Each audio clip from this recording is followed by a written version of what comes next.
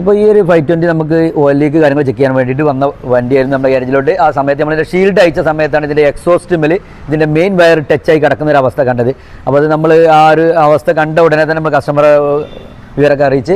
അപ്പോൾ കസ്റ്റമർ ഇത് വേറൊരു ഗാരേജിൽ നിന്ന് ഒരുപാട് വർക്കുകൾ എടുത്തിരുന്നു ഈ വണ്ടികൾക്ക്. അപ്പോൾ അതിൻ്റെ വയറിൻ്റെ ലൊക്കേഷൻ കറക്റ്റ് അല്ലാത്തതുകൊണ്ടാണ് ആ എക്സോസ്റ്റുമിൽ ആ മെയിൻ വയർ ടച്ചാകാൻ കാരണം.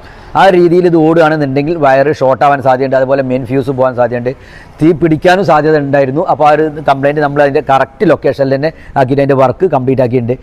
അപ്പോൾ ഈ ഒരു എക്സോസ്റ്റുമായി ടച്ചായ കാര്യം ഞാൻ പറഞ്ഞിന്. അപ്പോൾ ഇതിൻ്റെ മുകളിലും തന്നെയാണ് കമ്പനി ലൊക്കേഷനിലും അല്ല ഈ ഒരു വയറിങ് വന്നിട്ടുള്ളത്. ഇത് നേരെ ഇങ്ങനെ ജമ്പ് ചെയ്തിട്ട് നേരെ ഡയറക്റ്റ് ഇങ്ങനെ കൊടുത്തതാണ്. അപ്പോൾ ഇതിൻ്റെ ബാക്ക് സൈഡിൽ ഇതിൻ്റെ കമ്പനി ക്ലിപ്പ് കാര്യങ്ങൾ എല്ലാം ഉണ്ട്, കപ്ലർ ക്ലിപ്പ് എല്ലാം ഉണ്ട്. ആ രീതിയിൽ നമ്മൾ ഈ ഒരു വർക്ക് ചെയ്ത് കഴിഞ്ഞാൽ ഇതിൻ്റെ എക്സോസ്റ്റും എന്നുള്ള ടച്ചിങ് മാറും. ഒരു വൻ അപകടത്തിൽ നിന്ന് നമുക്കിത് രക്ഷപ്പെടുത്താൻ കഴിയും. ഓക്കെ, അപ്പോൾ ഇത്തരം എന്തെങ്കിലും ഇലക്ട്രിക്കലായിട്ടോ എന്തെങ്കിലും കംപ്ലയിൻ്റ് ഉണ്ടെങ്കിൽ നമ്മൾ AMG ആയിട്ടും ബന്ധപ്പെടുക, നമ്മൾ സെറ്റാക്കി തരും.